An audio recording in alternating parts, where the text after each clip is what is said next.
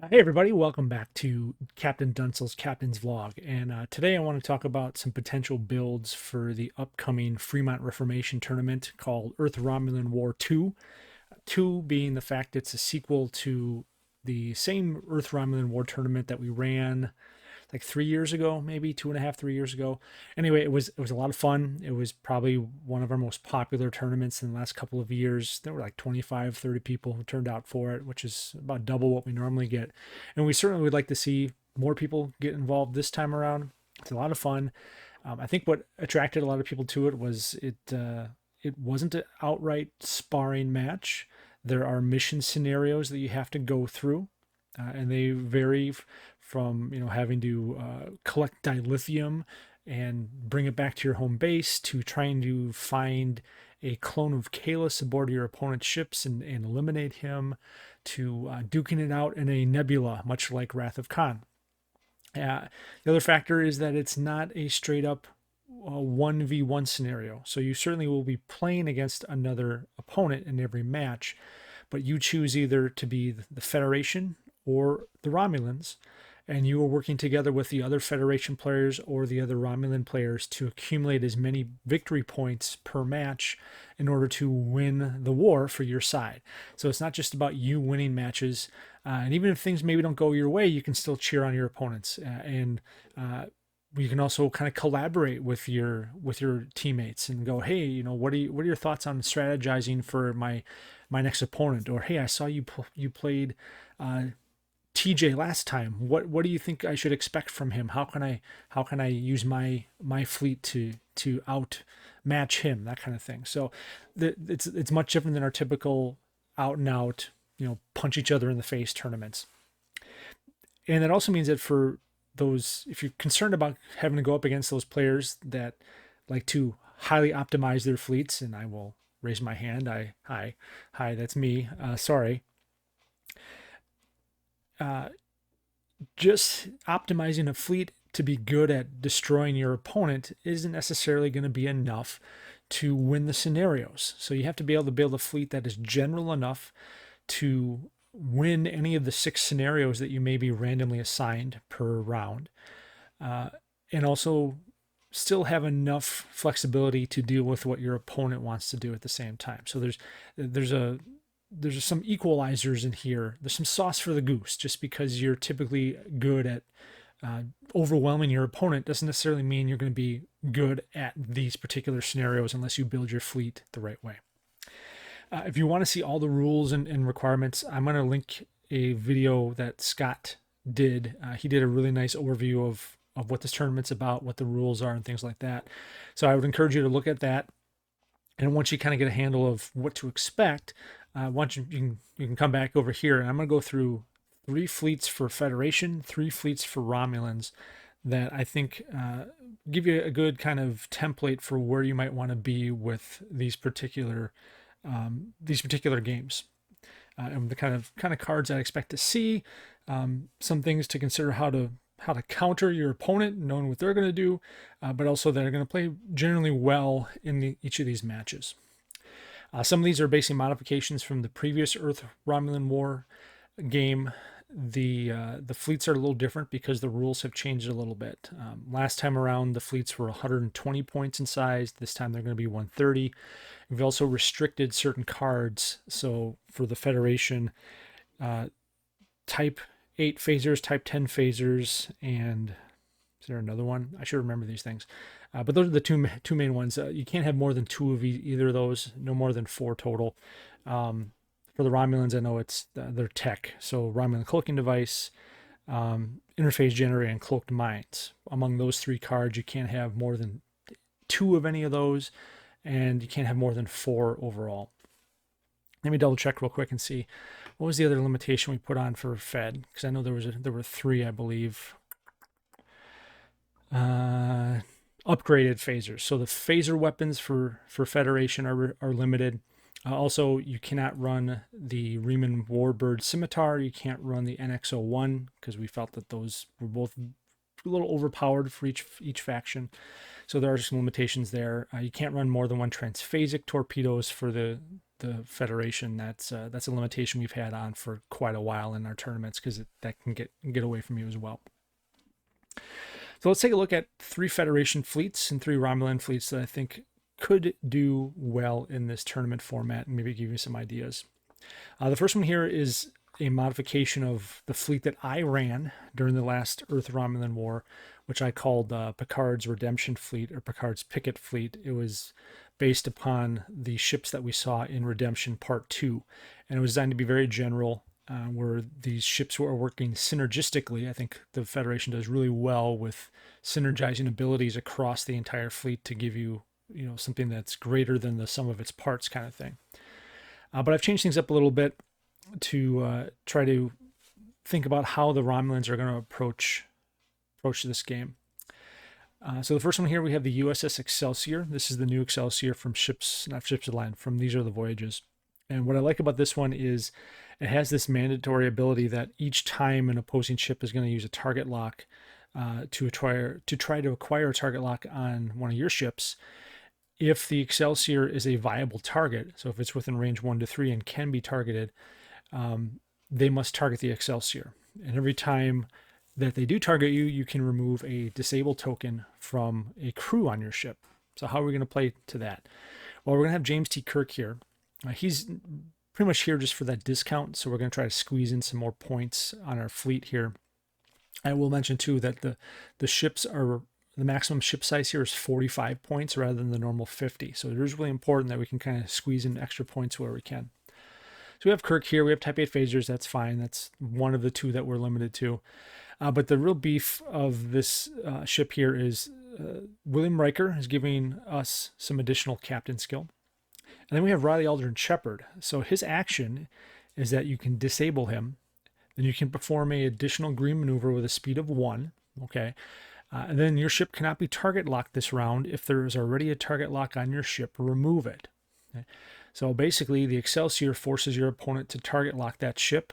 And then when it's your turn to activate the ship, you can use Riley's action to remove all those target locks and basically invalidate all of those actions your opponent took. Now, this works only if Kirk is activating after your opponent, right? So if we have Riley Aldrin Shepard use his action first, then he automatically makes the ship not target lockable. And therefore, that means the Excelsior's ability fizzles because the ship says it has to be target locked if able. And Shepard makes it not able to be target locked, therefore it doesn't work. Conversely, if you can get Kirk to activate later in the round, if your opponent activates first, they're going to have to target the Excelsior because Shepard's ability hasn't been activated yet.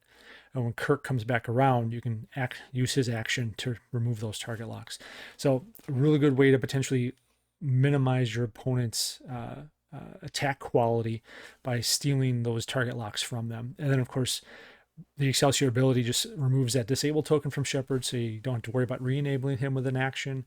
And we're going to make up for the lack of action economy here by getting some battle station tokens from our next ship, which is the Enterprise D. This one's pretty straightforward. Enterprise D, it's got the built-in 360 weapon, which is going to work well against Romulans because they have that extra cloaking action that they can do with Romulan cloaking device. And Picard with Ezri going to be handing out battle station tokens to your entire fleet every round. So you can do things like what you're doing on the Excelsior while still getting some attack quality in there anyway. Then we have kind of the super anti-Romulan tech card here, tech ship with the Taccumbra. This is a dual Federation Vulcan ship. It gives you some additional discounts for Vulcan captains and crew. So again, we're going to sneak in some extra points here. We have Mr. Spock, who's going to give us a free target lock or scan action, which is nice. We're going to get back to his talent here in just a minute. Logic is the beginning of wisdom. We have a dorsal phaser array. Again, nice kind of anti-Romulan stuff. They can't really get behind you, or if they do, they have to make sure they stay at range 3. But here's really the nasty part is T'Pol. So T'Pol requires you to attach the Stone of Gaul tech upgrade underneath her, but it's free. Okay. It's really important that we attach this to a Vulcan ship, though, because even though T'Pol gives it to you, not for free, I should say, for zero points, You go outside of the Vulcan faction, so even if you put this on a Federation ship that's not a Vulcan subfaction ship, you get a 5-point penalty. So rather than getting this for nothing, you have to pay 5 points for it, which is kind of expensive. But we'll get into that again a little bit later. The Stone of Gaul is not really the important part, but it's mandatory as part of attaching T'Pol to your ship that you add Stone of Gaul. So we have to put it there. The main thing, though, is after the ship executes a maneuver with T'Pol, you can discard her. You can flip up the Stone of Gaul, but you can also discard one tech upgrade equipped to a opposing ship at range 1 to 2. So for the Romulans, that means Romulan cloaking device, maybe an interface generator, and maybe a cloaked mines. I don't think we're going to see a lot of those because when you look at the value of those 3 tech cards, and since you're limited to only having 4 of those total, I think interface and Romulan cloaking device are going to be a lot more important. But stealing away one of those, especially a Romulan cloaking device, is going to take away a lot of the maneuverability for your ship. So T'Pol is going to be, I think T'Pol should show up in a lot of these fleets. I'm surprised she didn't show up last time around. I think that Vulcan limitation is a little bit of the reason why. But Tecumseh is a great ship for this, right? And then we have Vorik on here as well. So again, we're already stealing target locks from our opponent from the Excelsior. Vorik can now steal another target lock or a battle station, which, again, the Romulans are going to have ways to do that. And then you get a scan token in reserve. Okay. And then with Stone of Gaul and Vorik, okay, both of these are cards that are going to accumulate time tokens when you use them. Well, then you have Logic is the Beginning of Wisdom, which during the activation phase, you can target another ship and take a token from one of these cards and put it on the equivalent card on the target ship. So that could be if you take a token off of Vorik, it goes onto a crew card. If you take a token off Stone of Gaul, it goes onto a tech card. So this is a great way to, hey, last turn you used T'Pol, you stole your opponent's, you discarded your opponent's Romulan cloaking device. Now next turn you're going to use Logic is the Beginning of Wisdom, take a token from Stone of Gaul, put it on your opponent's interface generator. Now they can't use it that turn. Or you're going to put a time token from Vorik on their Navala or their Terul or their Riemann Helmsman, and now they can't use those abilities. So just a good way to disrupt your opponent in general. You're going to be generating a bunch of nice scan tokens to take away their defense dice. And of course, then you still get that free, not a free, but you still get a battle station token from Picard when using them in together. And then finally, we have the USS Tiananmen. Its ability, we're not really worried about here. We mainly have it because it's a cheaper ship. It's got a 180-degree firing arc, and it has a tech slot. So we're putting that detection grid in the tech slot. So when this ship has a scan token beside it, every opposing ship that's within the primary firing arc of this ship, when it's defending, gets 1 less defense die that round. And since we have a 180-degree firing arc, it gives us a broad swath of the board in which the detection grid is going to work. We're going to get that free scan action from Donald Varley's ability. He's going to have Task Force Commander as an elite talent, which gives him another action. So when you start the game, you set up by choosing a faction here. And then when you use the action, you can target the Tiananmen plus 2 other friendly ships. Each of those ships gets +1 attack die and +1 defense die for that round against the chosen faction. And the only faction you're going to choose is Romulan, because that's what you're going to be facing. You also get to do a free target lock action, which may or may not be useful. Again, we're dealing with Romulans, so you may not always get that, but you get that extra bump for the attack dice. And finally, Tiananmen here with its weapon slot, we're going to put an experimental torpedo bay on here, which is hiding transphasic torpedoes. Transphasics great against Romulans because the attack value is based upon the ship's hull value.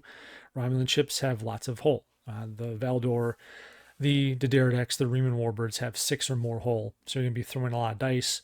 It doesn't require a target lock. You can re-roll some dice. There's some good things to go on right with that as well. Plus, it can also be fired from the rear firing arc. So if your opponent gets behind the Tiananmen, they still can get hit pretty hard. So I think that's a pretty good general fleet. It can do a lot of things well. It can synergize well. It's going to disrupt your opponent and allow you. It's not very strong attack-wise, but it doesn't necessarily have to be. This isn't about defeating your opponent. It's about accomplishing the mission scenario. If your fleet can survive long enough by stealing your opponent's quality, limiting their movement, hitting them here and there with some good attacks to kind of push them back, you are going to be more successful on the mission end of things. So next option here is more of a swarm build. So some of these missions are going to be going to reward you for having a little bit larger fleet. So there's one mission, I believe, where you get points every round based upon the number of ships that are within range, within a certain range of an objective object. Okay, so if you have more ships on the board in general, you can overwhelm your opponent. You're always going to you have the opportunity to make sure that you have more ships within the range of those objectives to get more points. Okay? Also give you some more flexibility in terms of you can have more attacks, you have more targets for your opponent to go after, that kind of thing. I know Nick ran a swarm build last time that I think it was all sabers, or there were 7 sabers, all of them with type 10 phasers, and it did pretty well. Now that one won't work exactly the same here because we're limiting the type 10 phasers that you can use, and we're limiting type 8s.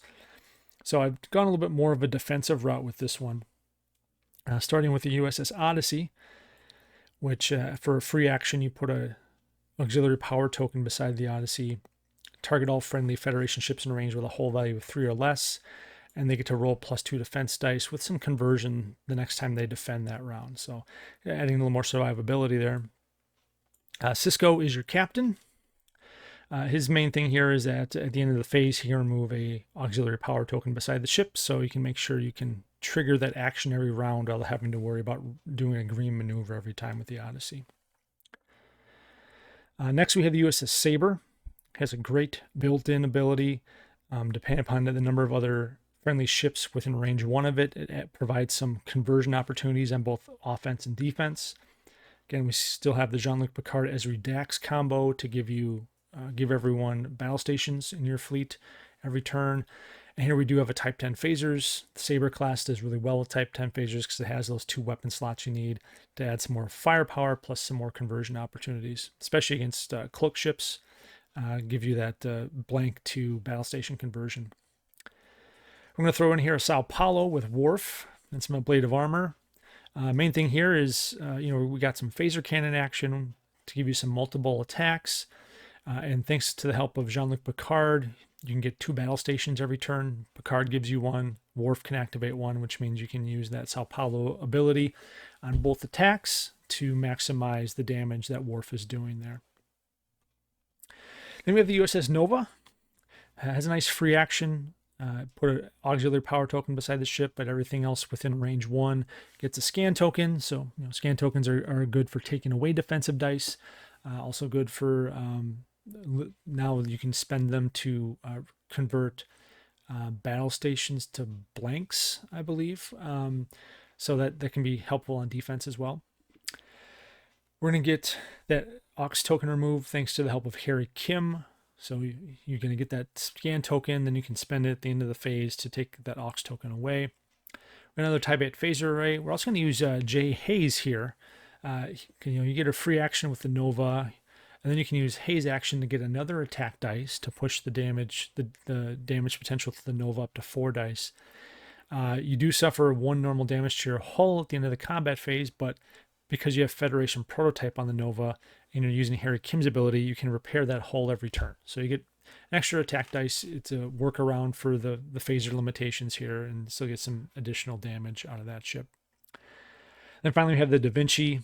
Da Vinci has a cool ability during the combat phase. If it has a scan token, you can target an opposing ship within range 1 to 2. You put a time token on the ship's the ship card, which there's some Romulan ships that have relevant combat abilities like the Hakona or the Kazara, which you can take away some of their bonus attack dice. But then if you spend that scan token, you can disable 1 weapon upgrade on the Romulan ship. And I think you're definitely going to see some weapon upgrades here. You're going to probably see from the Romulans Thalaron weapons, flanking attacks on the Valdors, additional phaser arrays on the Romulan warbirds. So being able to disable those are going to limit their attack options during that combat phase. Got Type 10 phasers again. Then we have Maxwell Forrest. I really like his ability because after he moves, you can target a Vulcan or Federation ship in range.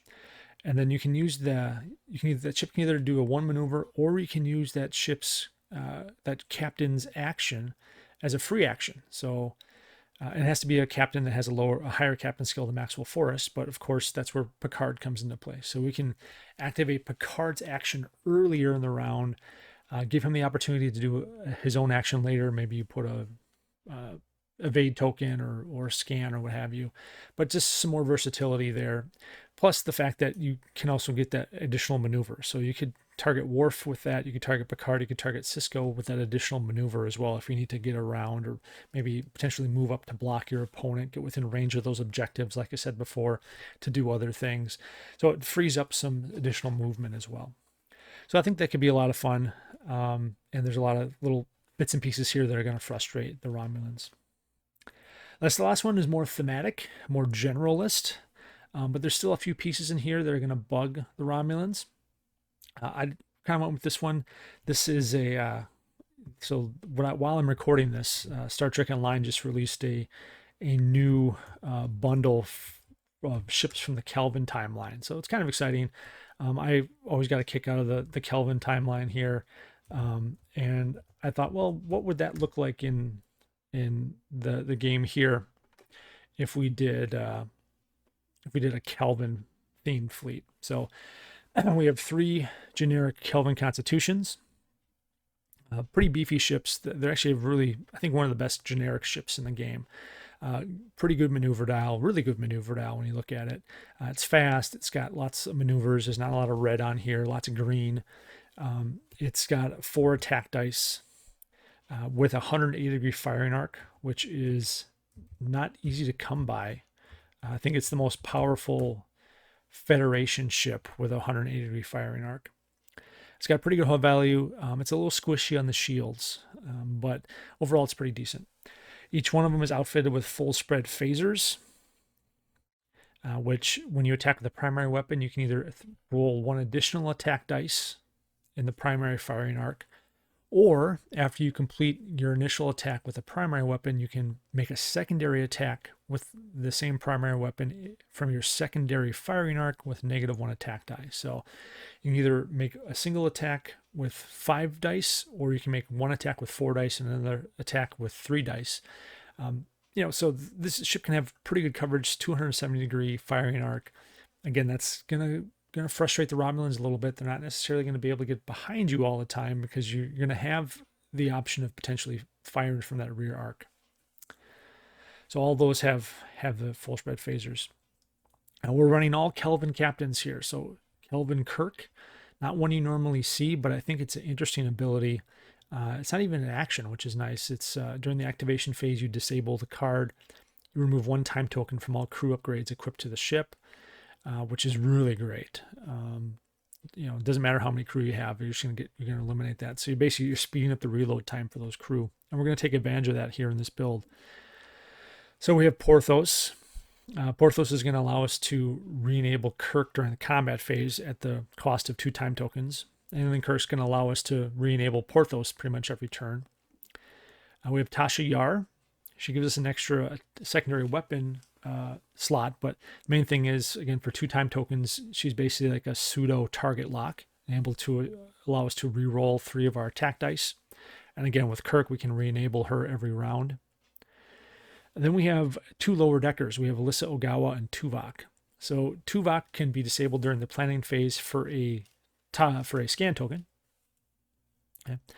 Then during the end phase, Alyssa Ogawa, you put 2 time tokens on her to remove the disabled token from Tuvok and replace it with 2 more time tokens. So, end phase is you activate Ogawa first, put the time tokens on her and Tuvok, and then you remove 1 time token from them.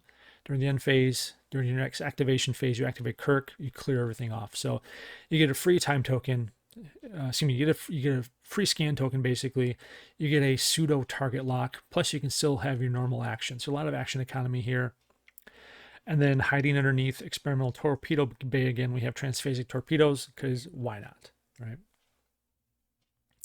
Second ship, we have Kelvin Spock. He's going to add some attack quality. You get that additional battle station when attacking, and that would be every time you attack. So if you use full spread phasers, you get a bonus on both of those attacks. We have some advanced shields to make the ship a little less squishy. We have Vorik again, because now we get kind of a Vulcan thing going on. I do have T'Pol here. Now notice that we are paying 5 for Stone of Gaul, but I think T'Pol's ability to tear away those tech cards from your opponent is significant enough in this particular environment, in this particular situation with this tournament, that I'm willing to pay that extra penalty to do this. So, being able to take away a Romulan cloaking device, I think, is really significant. So she's here as well. And finally, we have Kelvin Sulu.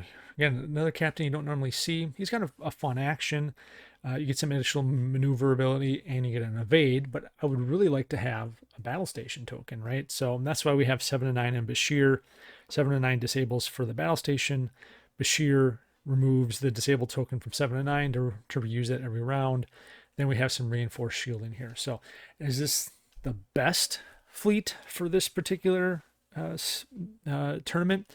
Probably not, but again, it's pretty generalized. These ships are pretty flexible, and there are little bits and pieces here and there. T'Pol with transphasic torpedoes, with the secondary attacks from the rear firing arcs, that they're going to help counter the advantages that the Romulans have against you. So, and just a way to think outside the box a little bit in terms of building a fleet that you might not normally run during a typical tournament, but you can have a little bit of fun here. Going over the Romulans, what are the Romulans going to do? Well, I think the Romulans have to consider what's going to happen when they potentially lose their tech. I think T'Pol has to be a concern. Her ability to discard tech is significant, especially when you're limited to 2 of each of the main tech types. Okay. So you have to think about that. I think you're going to see a lot of interface generators to replace maybe some of the Romulan cloaking devices you would normally see. I don't think cloaked mines are necessarily significant here.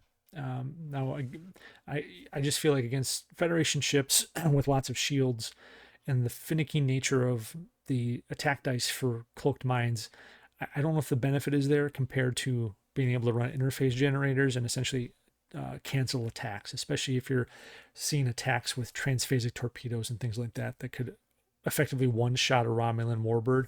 Being able to cancel that, I think, is pretty significant. So here we have, again, kind of more of a general sort of build. We have the Khazara here, which gets some additional attack dice when it's cloaked. We have Laris, which when the ship performs a sensor echo, he's going to get one additional attack die plus a battle station during the combat phase. We have an interface generator to cancel one of those attacks. Since we only have 1 tech slot here on the Khazara, we have Tarul to give us a Romulan cloaking device. We have Navala to push Laris's captain skill up to 10. Okay. So pretty typical, very effective way. The ship could potentially be hitting with 5 attack dice and be very, very evasive if your opponent can't deal with these 2 tech cards. And that tops out at just shy of 45 points. Here we have maxing out 45. We have a generic Riemann starship, the Riemann Warbird. Now, again, you can't run the name Scimitar, but you can run a generic. We have Shinzon for that free action in the battle station, another Romulan cloaking device, and an interface generator. And then hiding underneath triphasic emitters, we have, of course, the Thalaron weapon, because it's got a lot of power and it can discard some of your opponent's captain or crew, which I think is going to be pretty important. The Federation really depends upon the abilities of its captain and crew cards to really be effective.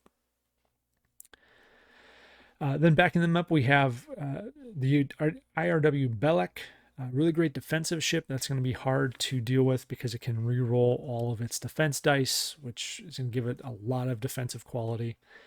It does have Dominion War retrofit, mainly here just to bump up the firepower of the Daredeks by 1. And you may ask yourself, well, why wouldn't I just put additional phaser arrays on here rather than Dominion War retrofit? My answer is that your opponent could run cards that are going to interfere with or discard or disable a weapon upgrade, as we saw with the Da Vinci. But there aren't any cards right now that target construction cards. So you're going to be able to retain that +1 attack die no matter what. So that's why I would do it here. And then for Lovak, we have a low skill captain, but he's got a pretty cool ability that allows you to re-roll your blanks when attacking. and also add 1 hit when you're on a Daenerys. So you're going to have some pretty decent attack quality here as well. And finally, we have a really cheap Romulan science vessel. Mainly, the main reason that we have this set up is Vreenak with Thigh. I'm not sure how to pronounce his name, but of course, Vreenak, the way this is set up, to use Vreenak's negotiation, your opponent can only target your 1 cheap crew card. It's probably not going to be worth it to him to accept the negotiations and discard your crew compared to whatever they're going to have on their ship, which is going to be more valuable, which means your ships are likely going to be able to roll an additional attack die. So that's going to be pretty powerful as well. Another consideration for a Romulan build would be, well, how do we consider the fact that we might lose our Romulan cloaking device? Maybe we should have some ships that can still be very maneuverable regardless of that. Okay. And one of them is the Twilight's Wrath, which every time an opposing ship within range 1 to 3 performs an action, if the ship is cloaked, you can do an additional sensor echo, or you can get a battle station token. But so you can potentially do a lot of sensor echoes here. And that kind of makes up for the fact that this, if you lose your Romulan cloaking device here, that's a bummer. But hey, I might be able to maneuver all the way around the board anyway with this ship, whether or not I have Romulan cloaking device, right? And again, we have Dominion War Retrofit for some additional attack dice, Interface Generator for some more defense, Navala for some more captain skill. Same thing here, Seela's Warbird. We got Shinzan on here, but again, you can flip over your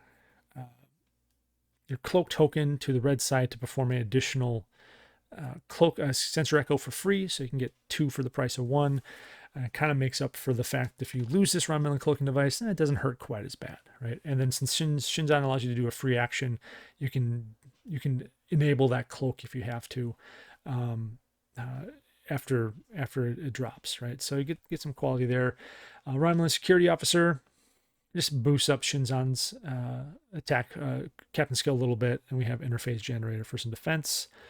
We have Hakona on here, mainly because it gets a nice boost for attack dice for every other Romulan ship in your fleet, so it could potentially max out to 6 initially when everything is at the start of the game. Charvnik gives you some action economy. And finally, once again, we have Vreenak with Thigh here for that same quality there. We got rid of the captain. We don't need the captain in this case. Because the captain skills here average out to 7 or less, so we're good on that point. And finally, not surprisingly, we start off with Romulan Science Vessel again. This time we're kind of focusing on Romulan secondary weapons.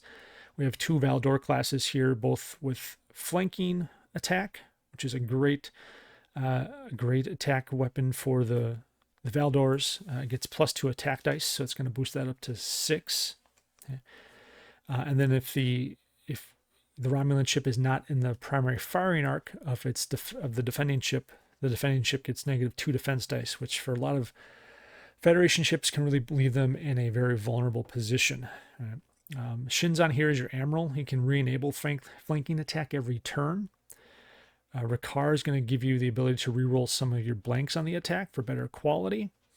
You won't get that +1 attack die since this is a Romulan weapon, but still, it's still pretty solid. The Saran is going to allow you to perform some additional maneuvers to maybe set up those flanking attacks. And of course, you have Romulan cloaking device, which can help as well. Similar story here in the Valdor. Here we're replacing, this time we're actually not going to run a Romulan cloaking device. We're actually going to put advanced cloaking on here to help keep that cloak up, which allows us to kind of take advantage of Laris's ability. So if we can keep the cloak up, we can use a standard sensor echo to enable Laris's ability every turn. +1 attack there, +1 attack for doing a green maneuver because you're probably going to want to do some green maneuvers to make sure you get rid of those Ox tokens with advanced cloaking. We have flanking attack again, tactical officer if you're outside the target's primary firing arc, which you want to do with flanking attack. You get another additional hit, so you can hit really hard with this particular setup. Navala is going to give us some additional captain skill as well. And then kind of rounding things out, we have Prototype 01, which gets some additional firepower from 4 disruptor banks, but we're adding Dominion War retrofits. We can add on B4. I think B4 would be a good disruptive card against the Federation. As an action, you disable them. Then you force your opponent to either to do a 1 maneuver, and if it's a Federation ship, it rolls -1 attack dice. And if it's an Enterprise, you have to put 2 time tokens on the captain equipped to that ship. And I do think we'll probably see some Enterprises, especially Enterprise E, with that the photon torpedo ability, where it doesn't need a target lock. We're definitely going to see some good captains, I think, put up on a lot of those Enterprise ships. Wouldn't surprise me if you see, like I said, I have Picard in mind, so I think that's going to be very useful. The only downside here is to really sneak all this in, you have to use a pretty low skill captain for Gareb, but that's kind of nice because it's going to allow Gareb to move early to set up potentially for B4's ability, force your opponent to make a maneuver out of turn before they're ready, which could put them set them off, and then of course put the time tokens on their captain to maybe steal their action. So yeah, those are just some ideas as to how to build some of these fleets. Again, for Federation builds, I would expect to see a lot of kind of tech disruption, captain crew disruption, a lot of synergy, especially ways to try to eliminate the additional maneuverability in the action economy that Romulans have become really well known for, thanks to things like Shinzon, Charvanek, and with Romulan cloaking device. On the Romulan side of things, I think you're going to see a lot of interface generators paired with Romulan cloaking devices to make them super defensive and evasive. You're going to see a lot of Laris and Shinzon at very high captain skills, probably sneaking in some disruptive things like Vreenak, maybe with a B4 here and there, and probably see some cloaked mines as well. So hopefully they'll give you some ideas as to where you want to take your builds. Hopefully you do join us for Earth-Romulan War when it kicks off sometime next month. If you have any other thoughts or ideas as to videos you want to see or how to build these fleets, let me know in the comments, and we will see you soon. Have fun out there.